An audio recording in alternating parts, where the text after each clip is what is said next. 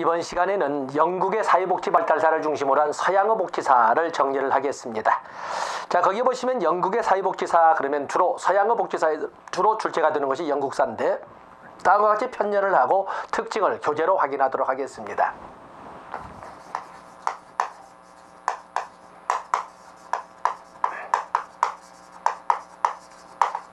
자, 영국의 복지발달사 그러면 1601년 엘리자베스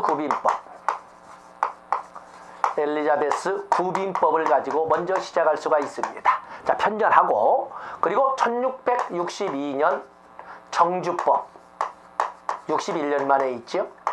그리고 1722년 작업장법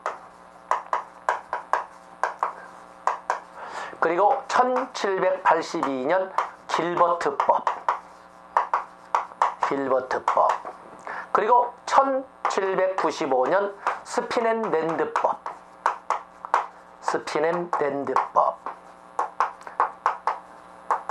그리고 1833년 공장법 쓸까요? 1833년 아동복지 관련 법령으로 공장법 그리고 1834년에 신구빈법이라고 불리는 개정구빈법. 자, 이렇게 우리가 편년을 할 수가 있겠는데 이 차례는 아주 곧잘 나오는 문제가 되기 때문에 여러분들 이 자체를 가지고 가셔야 됩니다. 좀 뭐 법 하는 것처럼 이것은 공공부문의 개입을 말하고 있다라고 우리가 설명할 수가 있습니다. 다음에 1869년 자선조직협회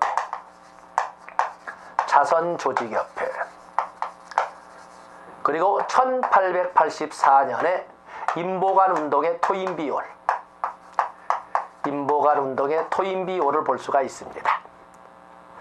다음에 1905년에 왕립위원회 조사의 결과 다양한 법들이 20세기에 들어와서 만들어지는데 1908년에 있었던 1907년의 노령연금법이나 최저임금법이나 그건 중요하지만 1911년 국민보험법 영국 최초의 사회보험이자 최초의 실업보험이라고 건강보험과 실업보험으로 만들어진 국민보험법 그리고 1942년 베버리지 보고서 그리고 1948년 구빈법 체계의 종식을 의미하고 있는 국민부조법 그리고 1970년대에 오일 쇼크 1973년에 오일 쇼크 1차 오일 쇼크로 사실은 복지국가 위기를 이렇게 썼습니다. 그리고 1981년 1980년대에 들어가서 대처리즘 그리고 1997년에 제3의 길. 자, 이렇게 우리가 큰 틀을 잡아볼 수가 있습니다.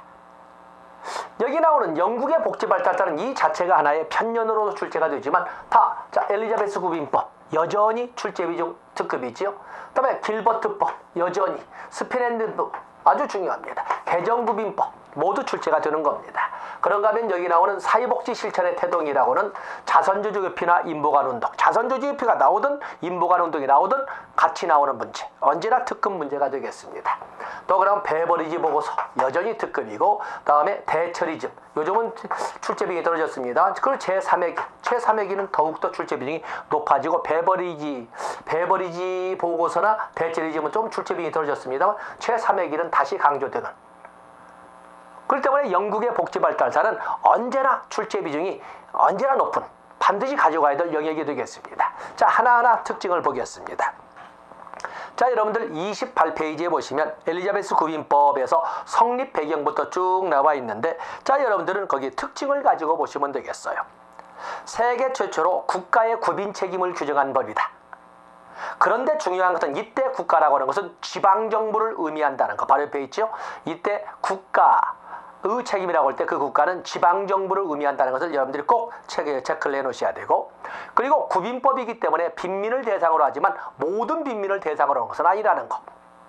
이때 빈민이라는 것은 해당 교구 거주자로서 and 해당 교구 거주자로서 3년 이상 거주자입니다. 3년 이상 거주자로서 신청한 자. 그래서 두 개의 거주 요건과 신청 요건 두 개를 통해서 구빈 대상으로 삼았습니다. 그리고 재원이라고 하는 것은 당연히 조세에서 이 실질적 운영을 해서 그 재원자로 구빈세를 징수해서 그래서 조세를 재원으로 운영을 했습니다. 조심할 것은 국가 책임으로 지원하고 그 국가가 지방정부라는 것도 중요하지만 이때 무조건 적극적인 국가 책임을 주장한 건 아니라는 겁니다. 첫 번째 구빈 책임은 당연히 친족 부양을 원칙으로 하되 친족도 부양할 수 없다면 그때사 국가도 나서야 한다는 소극적 국가 책임관이라는 거죠. 그래서 거기 5번에 소극적 국가 개입. 그래서 소극적 국가 개입에 대한 말을 6번에 설명하고 있습니다. 또 여기에서는 그냥 똑같이 빈민에 대한 구제를 이끌어간 것이 아니라 세 개의 범주로 나누어서 차별 구빈을 했다. 제일 위에 보시면 박스 나와 있죠. 빈민 구분과 그 대책. 그래서 세 개의 범주로 나누는데 그 범주로 나누는 그 기준은 노동 능력이 있느냐 없느냐. 노동 능력이 있는 빈민은 작업장에 들어와서 일할 때, 노동 능력이 없는 빈민, 소위 노약자나 임산부와 같은 경우에는 시설에 들어왔을 때, 또 보호가 필요한 어린애, 요보호 아동이라는데 보호가 필요한 아동은 뭔가 배우려고 할 때만 빵을 주겠다 해서 결국에 원내구제의 제도가 시작된 것이 엘리자베스 구빈법이라고 합니다. 그래서 7번에 보시면 정착이란 말은 상당히 좀 위태로운 말이 되겠습니다. 어때는 원내구제, 작업장과 구빈원을 활용함으로써 작업장 제도와 시설 보호를 활용하였다. 정착이란 말은 위험해서 쓰기는 했습니다만 활용하였다라고 알아주시면 되겠습니다. 다음에 정주법은 여러분들이 보시되 줄쳐놓을 것은 거기에 보면은 정주법. 자, 잠시 쉬었다. 자, 정주법에 보시면은 정주법은 거기 교군의 법적 거주권 소지자에게 한해서 구빈을 규정한 법이다. 그래서 법적 거주권 소지자에 한한 해서 거기 정주법의 첫 번째 줄쳐놓으시고 다음에 두 번째 1번에 2번 거주 이전의 자유 박탈. 자, 거기다 줄쳐놓으시고 그리고 30페이지로 넘어가 보시면 6번에 지방 관행, 소위 빈민 유입 거부의 지방적 관행을 전국화한 법이다. 거기다가 줄을 쳐놓으시고 보시면 됩니다. 자, 중요한 것은 작업장법은 B급이지만 작업장법을 여러분들이 거기 1번에 보시면 작업장법은 구빈은 해야 된다. 당연히 구빈을 해야 되지만 근로 능력이 있는 빈민을 어떻게 할 것이냐. 그들도 도와줄 때가 되면 도와줘야 된다. 그러나 근로 능력이기 때문에 그냥 도와줘서는 안 되고 일할 때만 도와주기로 한다. 해서 구빈과 거기 보면은 30페이지에 있는 것처럼 거기 2번에 이윤추구의 빈민구제의 개념을 갖는 것이 바로 작업장법이 되겠어요.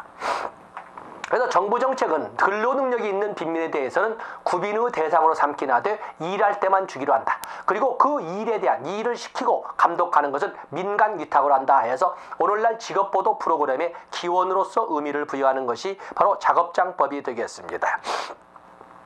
그래서 그 2번의 특징에 보시면 오늘날 직업보도 프로그램의 기원이면서 그리고 근로능력이 있는 빈민은 반드시 작업장 안에 들어와야만 해서 3번의 원내구제 원칙을 정착시켰다.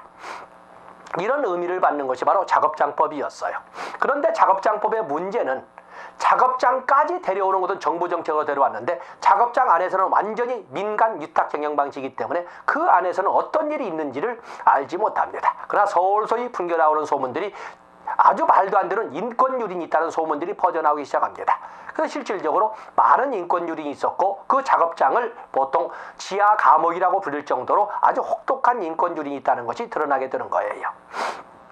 그러면서 많은 사상가들이나 정치인들이 작업장의 인도주의화를 부르짖지만 들은 척 만척하던 정부가 그로부터 60년이 지난 1722년에서 60년이 지난 1782년에 가서야 길버트가 제시한 법안으로서 작업장의 인도주의화를 실현하자는 길버트법을 정부가 받아들이게 되는 겁니다. 물론 그것도 모든 정부가 받아들이는 것이 아니라 일부 주정부에서 받아들이게 되는데 그것을 길버트법이라고 합니다. 거기 오면 길버트법 30페이지 오면 길버트 2번에 작업장의 인도주의화를 도모하여 일괄청부제도 소위 작업장에 들어온 그 빈민, 근로능력이 있는 빈민에 대한 일괄 통제 제도를 폐지하도록 했던 것이 바로 길버트법이었어요. 그래서 작업장의 의도를 살리긴 하자. 근로 능력 있는 사람이 놀면서 먹어서는 안 되니까 뭔가 일할 때 빵을 주기로 하자. 거기는 좋지만 꼭 가둬놓고 일을 시킬 필요는 없지 않냐. 그래서 원내 구제의 원칙을 폐지하고 가능한 한 자기 집 하면서 일을 하도록 하자 해서 일부 지역에서 받아졌습니다만 바로 거택 보호의 원칙 또는 원외 구제의 원칙을 법제화한 것이 바로 여기 나오는 길버트법이 되겠습니다. 그래서 4번에 보시면 3번의 두째 줄 원외 구호 대책으로 4번의 거택 보호를 최초로 인정했다. 거택 보호의 원칙이 나와 있습니다. 그리고 2번의 1번 두째 줄 보시면 최초의 빈민구제위원회법으로 작업장법에서 추구하는 원내구제 중심에서 일부에다 동그라미 쳐놓으시고 일부 원외구제를 도입한 법이다. 바로 1번을 가지고 6번 이 길버트법은 강갱법규의 개념을 갖는 것이 아니라 의무성이 강한 의무법규의 의미를 가지고 있기 때문에 채용할 수 있는 법이지 반드시 그렇게 채용한 법은 아닙니다. 그래서 실질적으로 길버트법이 적용된 것은 아주 소수의 지방정부에서만 적용됐다는 것을 알아주시면 됩니다. 그리고 2번에 보시면 원외구제의 법제화 이렇게 봐주시고 또 그런가 하면 4번의 두째 줄 사회복지 전담공무원의 기원이라는 의미를 봐주시면 됩니다. 그리고 5번에 보시면 5번에 어떤 말이 있냐면 교구연합에 의한 행정구역 확대라는 말이 나와 있습니다. 갑자기 이 말은 뭔 말일까? 이 말은 뭐냐면 결국에 작업장법이나 길버트법 똑같이 근로 능력이 있는 빈민은 일을 할 때 빵을 주기로 하자. 그런데 일을 하려고 해도 일할 자리가 없는 경우에는 어떻게 할 것이냐 하는 문제가 등장을 합니다.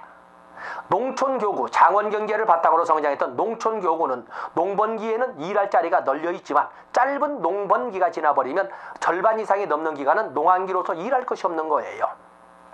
그에 비해서 상공업, 십자군 전쟁 이후로 발달한 상공업 도시와 같은 데는 1년 사시사철 일자리가 넘치는 거죠. 그 사람들은 걱정을 않지만 토지교구에 있는 장원경제소에서 살던 사람들은 농번기가 지나면 먹고 살 방법이 없는 거죠. 그래서 어떻게 했냐면 설사 자기가 소속된 교구가 아니라 하더라도 다른 곳에라도 일을 한다면 빵을 주기로 하자. 이렇게 해서 행정구역을 교구연합을 통해서 확대시켜서 적용하겠다 하는 말을 하고 있는 겁니다. 우리 법령상으로 본다면 고용보험법에 보면 실업급여에 취업촉진수당이 있습니다. 실업급여에는 구직급여와 취업촉진수당이 있다. 취업촉진수당에는 조기 재취업수당, 직업능력개발수당, 그리고 이주비도 있지만 광역구직활동비가 있습니다. 바로 광역구직활동비와 같은 것이 길버트법에서 나오는 바로 행정구역 확대의 개념이 되겠습니다. 다음에 스핀앤랜드법. 스핀앤랜드법 아주 중요하죠. 스핀앤랜드법. 이 스핀앤랜드법은 여러분들이 정리를 하실 적에 그냥 구빈이라고 해서 그냥 빈민이 아니고 여기는 워킹푸어를 대상으로 합니다. 극빈 근로자 가구를 대상으로 한다는 점. 그냥 빈민을 대상으로 한 것이 아니라 극빈 근로자가 일하는 빈민이죠. 소득이 있는 빈민이에요. 그런데 이 일을 하면서 소득은 있지만 그 소득이 최저생계비 수준에도 미치지 못할 경우에 그렇게 해서 가족생활이 유지되기 어려울 경우에 바로 그 부족한 부분을 정부가 가족수에 따른 빵값으로 채워줌으로써 최저생계비는 채울 수 있도록 하는 그래서 임금보조제도의 기원이요 최저생계비 제도의 기원이라고 하는 것이 바로 여기 나오는 스핀앤랜드법의 의의가 되겠습니다. 또 빵값으로 준다 해도 거기 두째 줄 보면은 스핀앤랜드법은 1번의 임금보조제도로서 최저생활 기준에 미달되는 임금의 부족분을 보조해 준 것이다. 보조해주는 법령이다. 일명 버크셔 빵법이라고 한다. 또 3번에 보시면 원외구제를 전국적으로 확대한 법으로 이건 뭔 말일까? 3번에 1 보면 원외구제를 전국적으로 원외구제를 확대하자고 요청했던 것은 길버트법이거든요. 그런데 대부분의 교구에서는 들어주지 않았어요. 그런데 왜 어떻게 이것이 전국적으로 확대됐을까? 길버트법에서는 근로능력이 있는 빈민은 일할 때만 빵을 준다. 일할 때만 빵을 준다 해서 대부분의 교구에서는 이 빈민들을 범죄시했었어요. 게으를 뿐만 아니라 틈만 있으면 일을 저지르는 놈, 빵만 줘가지고 해결될 수 없는 놈 이렇게 봤던 거거든요. 그랬는데 이제는 스핀앤랜드법은 뭐예요? 나만 일하면 나만 먹고 사는 것이 아니라 내 가족 전체가 먹고 살 수 있는 거예요. 그러다 보니까 서로 일자리를 잡지 못해서 난리가 난 거죠. 바로 이제 그것이 적용되어서 굳이 하라 마라 할 것이 없이 누구든지 일자리를 잡기 위해서 난리가 난 거죠. 그래서 자연스럽게 원해구제가 전국화되었다라는 의미를 부여받는 것이 바로 스피넨랜드법이 되겠습니다. 그래서 1번 원해구제의 전국화, 다음에 두 번째 본 것처럼 최저임금과 최저생계비의 모델, 또 4번에 보면은 그 재원은 어떻게 한다? 역시 조세를 가지고 운영하고 있죠. 노동자들의 임금에서 세금을 걷어 대원으로 충당하였다. 바로 이런 것. 또 그러면 종가임금제도, 슬라이딩 시스템이라는 것은 그 당시 유럽에서는 밀가루 가격이 연동제였어요. 고정된 가격이 아니라. 하긴 밀가루 가격이 올랐다 내렸다 하기 때문에 빵값도 올랐다 내렸다 해요. 언제 시점의 빵값을 가지고 가족 수를 곱해서 도와줄 것이냐라고 할 적에 가게 문 닫는 시간을 기점으로 해서 그 빵값으로 가족 수를 곱해서 도와준다. 이게 바로 종가 임금제도 또는 슬라이딩 시스템이 되겠습니다. 자, 그 정도 보시면 되겠어요. 그런데 문제가 생겼습니다. 사실은 스피넨랜드법을 적용할 적에는 정부에서 이렇게 열심히 일하면서도 열심히 일한 대가가 가족 생계마저도 유지할 수 없는 경우에는 국가가 도와서 그들의 성실한 이런 극빈 근로자를 빈곤 탈출하도록 돕자라고 하는 거였어요. 그런데 예상외의 결과가 나왔어요.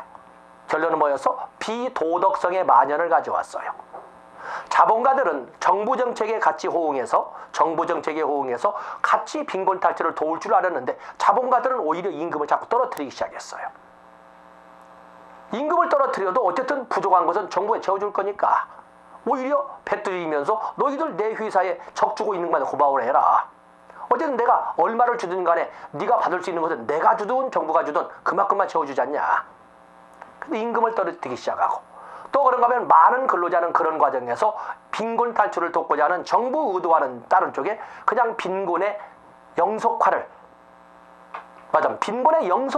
빠져들게 됐어요. 열심히 일해봤자 자본가가 돕지 않으니까 계속 국가가 도와줘도 결국에 임금을 하라고 해서 더 이상 헤쳐나갈 수가 없는 거예요. 그러다 보니까 성실한 납세자의 납세 부담은 자꾸 늘어나게 되고 그러면서 계층 간의 갈등은 심화되면서 국가 재정은 악화되기 시작했어요. 일부 정치가들이 바로 뭔가 잘못되었다. 이게 체제 개편해야 된다. 구빈법 제도의 개편을 요구하게 되면서 바로 1832년에 왕립위원회 조사가 있게 되는 겁니다. 바로 그 내용이 32페이지에 2번, 3번에 바로 도덕적 개의가 나와 있고 그로 인한 4번, 5번에 해서 국가부담 증가와 성실한 납세자들의 저항이 있다는 것을 설명했고 그리고 6번에 신구빈법 탄생의 배경으로서 이런 주장들이 나왔다는 걸 말씀드렸습니다. 그래서 1832년에 왕립위원회 조사가 있게 되는 거거든요. 그래서 32페이지 거기 2번 구빈법 개정의 1번 특징 나와 있지. 왕립위원회 조사에 의해서 기존 구빈법 제재의 개정이 결정이 되는 겁니다. 그래서 개의 보면은 1번에 3번 인도주의 배경 그리고 억압 속의 구제로 복귀를 모토로 하는 새로운 구빈법 체제가 정비가 되는데 바로 그것이 1834년에 만들어진 개정구빈법이 되겠어요. 그래서 소위 여기 나와 있는 길버트법이나 스피넨랜드 같은 인도라는 단어, 인도주의라고 하는 이 단어가 무조건 따뜻한 것이지만 따뜻한 제도라고 할 수가 있을까? 아니라는 결론이 떨어진 거예요. 그래서 1834년에 다시 인도주의를 배격하고 스피넨랜드법에 있는 임금보조제도를 철폐하고 다시 억압 속의 구제로 되돌아간 것을 개정구빈법이라고 그때 적용했던 3대 원칙을 33페이지에 무조건 중요 표시하시고 출제되는 거 균일저우의 원칙, 열등저우의 원칙, 작업장 활용의 원칙 거기다가 바로 출제 대비를 하시고 중요 표시해 놓으시면 되겠습니다. 다음에 1833년 공장법은 아동복지 관련 법령이다 이런 정도만 보시고 다음에 1869년 자선조직협회, 1884년 인보관운동인데 우리는 사회복지 실천론에서 이것을 사회복지 실천의 태동이라고 그랬습니다. 자선조직협회라고 하는 것은 오늘날 본다면 자본가들의 사회환원을 의미하고 있는데 종래처럼 사회환원을 하면 의의가 없다는 거예요. 그래서 중구난방으로 퍼주기식 자선활동을 하지 않겠다. 그래서 상류층에서 자선활동의 과학화, 마냥 과학화라는 것은 어느 누가 봐도 정말 도와야 될 사람을 도울 것을 도울 만큼 도와줬네라고 납득이 가게끔 돕고 싶다는 거예요. 퍼주는 것이 아니라. 그래서 자선활동의 과학화, 자선활동의 조직화, 자선활동의 체계화를 도모했던 것을 자선조직협회라고 합니다. 이들은 자 거기 보시면 33페이지 자선조직협회에 나와 있지요. 자선조직협회에서는 1번의 둘째 줄 상류층의 도덕적 정당화 차원에서 설립된 조직 도덕적 정당화. 2번에 보면은 개인적 도덕적 빈곤관의 입장에서 도덕적 감화를 통한 클라이언트 개개인의 변화를 꿈꿨어요. 그래서 2번에 개인적 도덕적 빈곤관 그리고 도덕적 영향 강조 중요 표시하시고, 그러면서 이 상류층에서는 3번 비조직적인 자선기관의 난립으로 인한 기관 간 협력 결여로 중복 구제의 발생, 재원 낭비가 자꾸 발생하는데 그걸 정비하고 비도덕적 클라이언트를 제거하고 아주 체계적인 자선활동을 하겠다라는 데에서 나옴으로써 효율화, 자선활동의 과학화, 조직화, 체계화, 효율화를 도모하기 위해서 만든 것이 자선조직협회라는. 거기 오면 자선조직협회는 중구난방을 둘 것이 아니라 서로 간의 정보를 공유함으로써 재원 낭비를 예방하고 자선 중복을 예방하고자 하는 데서 나와 있는데, 거기 33번에 보시면 2번 자선단체 상호 간 연락, 업무 연락을 통한 맞아요. 정보 공유를 통한 협력 체계를 유지한다. 바로 이런 특징이 바로 자선조직협회가 되겠어요. 그래서 여러분들은 34페이지로 넘어가 보시면 자선조직협회의 의, 현대적 의의가 나와 있죠. 오늘날 자선조직협회는 개별 사회사업의 기원이자 지역사회 조직사업의 기원이자 누구나 돕는 것이 아니라 위에 박스에 있는 것처럼 가치 있는 자로 국한된 지원이기 때문에 공사 역할 분담의 기원이자 아무렇게나 퍼주는 것이 아니라 위에 방문원이 철저히 실태 방문 조사를 하기 때문에 현 자선활동이나 지금 같은 사회사업 방법의 과학화 또는 전문화 또는 현대화를 도모했다. 이런 의미를 부여하는 것이 바로 자선조직협회가 되겠어요. 그래서 개별 사회사업의 기원, 지역사회 조직사업의 기원, 공사 역할 분담의 기원, 또 현대 사회사업 방법론의 등장, 이런 것들을 설명하는 것이 자선조직협회가 되겠습니다. 그에 비해서 인보관운동은 역시 이것도 영국에서 1884년에 토인비호를 시작점으로 해서 시작되었다고 하는데, 여기는 중류층 지식인들이 도움이 필요한 지역에 같이 내디던서면서 개혁을 이끌어갔던 그런 중류층 지식인들의 참여 운동이 되겠습니다. 그래서 거기 보시면 인보사업운동 나와 있죠. 인보사업운동에서 거기 보시면 2번에 인도주의, 박애주의 정신을 바탕으로 한 중류층 지식인들이, 상류층이 아니라 중류층 지식인들이 빈민지구에 이주하여 자선활동을 펴는 것을 인보사업의 출발이라고 합니다. 가장 먼저 만들어진 것은 바로 1884년 당시 활발한 활동을 했던 토인비가 병사하자 그의 뜻을 이려서 건물 이름을 토인비 홀로 붙이게 되는데, 그게 바로 인보관운동의 출발이라고 합니다. 토인비홀. 그리고 2년 후에는 대서양을 거쳐서 미국에서 뉴욕 1886년에 뉴욕 글린길드가 만들어지고, 그로부터 3년 후에는 1889년에 시카고에서 헐하우스가 만들어지면서 확대가 되어간 것이 인보관 운동이었어요. 인보관 운동의 3대 모토는 3R이라고 하는데 레지던스, 리서치, 리폼 이렇게 해서 같이 살면서 같이 찾아보고 그리고 그 사는 지역을 개혁까지 하자는 이런, 그래서 거주, 조사, 개혁이라는 3R로 3대 구성 요소를 설정하고 있습니다. 자선조직협회는 개인적 빈곤관을 바탕으로 도덕적 감화를 통한 개개인의 변화를 꿈꿨어요. 그런데 인보관운동은 사회적 빈곤관을 바탕으로 개개인의 도덕적 감화보다는 레크레이션이나 교육활동이나 집단활동을 통해서 개개인이 아니라 주민 전체를 대상으로 하는 의식개혁을 꿈꿨어요. 그런 점에서 특징 보면 사회적 빈곤관, 그리고 2번에 국가 개입에 의한 사회개혁, 또 3번에 보시면 사회구조적 문제해결 강조, 또 5번에 보시면 주민 전체 대상, 그리고 주민교육, 기술교육, 레크레이션 교육 이런 것이 있는데 교육과 집단활동 강조, 그리고 6번에 보시면 끝에 입법운동 전개, 이런 거에 대한 체크를 내놓으시면 되는데, 바로 교육이나 집단활동을 통해서 사회개혁까지 이끌어갔다는 점에서 인보관운동은 집단사회사업의 기원이자 또한 또 다른 한편의 지역사회 조직사업의 하나인 지역사회 복지관의 기원으로서 의미를 갖습니다. 때문에 앞에 지역사회 조직사업의 기원이란 말을 앞에 자선조직협회 있으니까 왜 선구적 역할이라고 이렇게 바꾸시면 되겠습니다. 선구적 역할이고 실질적으로선 사회복지관의 기원이다. 이렇게 여러분들이 정리를 해놓으시면 되겠습니다. 거기 자선조직협회와 인보관운동을 비교해놨죠. 체크해 주시고. 다음에 보면은 20세기로 넘어가면서 다양한 변화가 있게 되는데 그중에 36페이지는 여러분들이 보시고 37페이지에 오면 국민보험법이 나옵니다. 37페이지 국민보험법은 영국 최초의 사회보험인데 건강보험과 실업보험으로 이렇게 구성되어 있습니다. 노령연금법은 1907년에 이 입법 노력을 통해서 1908년에 제정이 됐기 때문에 노령연금은 별도로 있고 그리고 건강보험과 실업보험을 가지고 국민보험법이 만들어지는데 영국 최초의 사회보험법이라고 합니다. 또 영국 최초의 실업보험법이라고 하는 것도 국민보험법이 되겠습니다. 자, 그렇게 보시고 다음에 1942년 베버리지 보고서는 적어도 사회복지사 1급을 하시는 분이라면 이걸 설명하는 것은 좀 여러분들을 능멸하는 것이 넘어가겠습니다. 무조건 나옵니다. 베버리지 보고서. 그래서 베버리지 영국 최초의 사회보장으로서 소득보장 개념의 좁은 의미의 사회보장으로 거기에는 사회보험을 원칙으로 공공부조가 가미된 것이다. 그리고 그 사회보험과 공공부조로 이어진 사회보장을 성공적으로 이끌어가기 위한 3대 전제 조건으로 완전고용, 아동수당, 가족수당이라고 하죠. 그런가 하면 포괄적 의료 서비스를 들었다.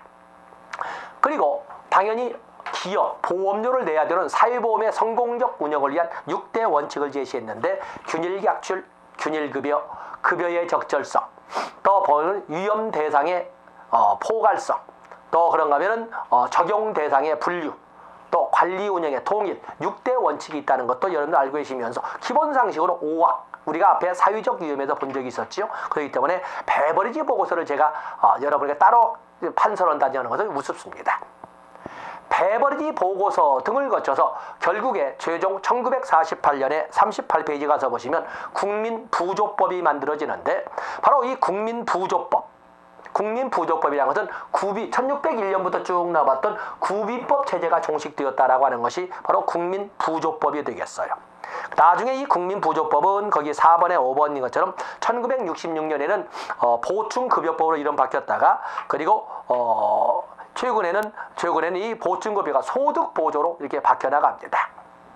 그래서 국가적 최소한이라는 국가적 미니멈 내셔널리즘 이렇게 해서 국가적 최소한이라는 이념에 따라 공공부조로 제도하자면 전환된 것이 1948년에 만들어진 국민부조법이 되겠습니다. 그렇게 해서 사실은 영국은 1940년대 베버리지 보고서, 처칠의 공공정책관인 베버리지 보고서로 인해서 본격적으로 복지시대로 넘어가는데 1970년대 5.1 쇼크 등으로 인해서 복지국가 위기에 직면하게 됩니다. 그 밑에 복지국가 위기 쭉 정리하고 있죠. 복지국가 위기. 바로 이 복지국가 위기를 어떻게 해결해 갈 것이냐 하는 문제가 아주 심각한 문제였어요. 그래서 거기에 보면 복지국가 위기 보면은 석유파동, 1973년 1차 석유파동으로 해서 복지국가 위기가 나오는데 재정상 불균형, 또 스태그플레이션, 또 뭐 정부 실패라고 보통 사자버서 표현하고 있습니다만 이런 것처럼 빌어먹는 자들은 빌어먹는 것을 당연시해요. 나라가 얼마나 어려운데도 불구하고 손 벌린 것을 거둘려고 그러지 않아요. 도덕적 해이가 만연되고 그로 인해서 국가 재정이 악화되고 그로 인해서 국제 경쟁력도 떨어지는 판국에, 그래서 1970년대 후 복지국가 위기를 어떻게 척결할 것이냐 하는 것이 세계 선진국들의 하두였어요. 영국에서는 그것을 대처가 나서 가지고 이끌어가기 때문에 대처리즘이라고 하는데, 대처리즘의 특징 나와 있죠. 대처리즘. 기존의 아담 스미스로 대표되는 고전 경제학을 처리하고 이 대처는 강력한 새로운 경제적 이론을 기반으로 해서 국가 계획을 시행해 나갑니다. 그래서 거기 보시면 고전 경제학의 문제가 일으켰던 시장 실패를 복지국가라는 이념으로 가면서 케인즈주의로 전환시키죠. 케인즈주의는 수요 중심의, 유효 수요에 나온 것처럼 수요 중심의 정책관이었어. 그야말로 도움이 필요한 사람을 위하여 국가가 적극적으로 나도 도와줘야 한다, 퍼줘야 된다, 이런 개념이었는데 그것이 복지국가 위기로 나왔잖아요. 그래서 대처리즘은 케인즈주의를 폐기하지요. 새로운 경제 이론을 바탕으로 해서 이제는 공급 중심의 정치학으로 전환시키는 겁니다. 자, 거기 보겠습니다. 신자유주의 대두 이렇게 보시되 밑에 대처리즘. 대처리즘은 신보수주의, 신자유주의라고도 한다. 영국은 1970년대 경기가 침체주자 대처는 그 원인을 정부 실패, 복지국가의 실패라고 보았다. 즉 복지정책이 지나치게 확대되어 국가 재정은 파탄에 이르렀고 그로 인하여 근로 욕구가 저하되어 경제가 침체되었다고 봤다. 해서 대처는 근본적인 해결을 정부 개입에 최소화라고 봤다. 바로 거기 정부가 발을 빼겠다라고 발표를 하는 거예요. 이게 바로 신자유주의, 신보수주의가 되겠습니다. 특징 2번에 나와 있죠. 장기 보호에서 단기 보호로, 보편주의에서 선별주의로, 또 국가 지원 중심에서 개인의 책임과 자조 중심으로 이렇게 전환시키는 것이 1980년대 신자유주의, 신보수주의가 되겠습니다. 그래서 열심히 일해서 혼자 살고자 하는 자는 에 비해서 빌어먹는 자는 어떤 경우에도 그들보다 나은 삶을 살아서는 안 된다 하는 개정구비법에서 나왔던 열등처우의 원칙을 20세기에 적용을 시키는 것이 신자유주의, 신보수주의가 되겠고, 그러한 대처의 공공정책관을 문서화한 것을 파울러 보고서라고 합니다. 40페이지에 나와 있죠. 그렇게 해서 극히 침체의 위기에 있던 영국을 다시 끌어올리니까 1997년에 이번에는 보수당의 대처를 이은 노동당의 토니 블레어 당수가 보수당 정권의 정책을 배격하는 것이 아니라 그걸 그대로 받아들이면서 그동안 성장 효율 중심의 대처 리즘의 과정에서 다소 소홀했던 복지, 형평, 또 인간미도 좀 다시 한번 살려보자 하는 제3의 길을 받아들이게 되는 겁니다. 그래서 40페이지에 오면 토니 블레어의 제3의 길이 나와 있죠. 토니 블레어의 제3의 길. 기든스가 이론적으로 노동당 당수 블레어가 정치 노선으로 제거화했던 것이 제3의 길이 되겠는데, 거기 개념 나와 있지 않습니까?